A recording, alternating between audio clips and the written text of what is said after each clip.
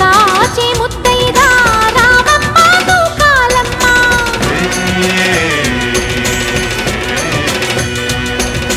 కులము కాచే ముత్తైదా పోలమ్మ పోలేరమ్మ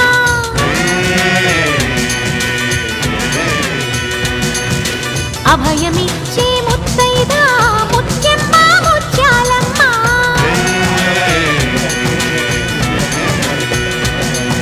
బ్రతుకునిచ్చే ముత్తైదా అంకమ్మ అంకాళమ్మ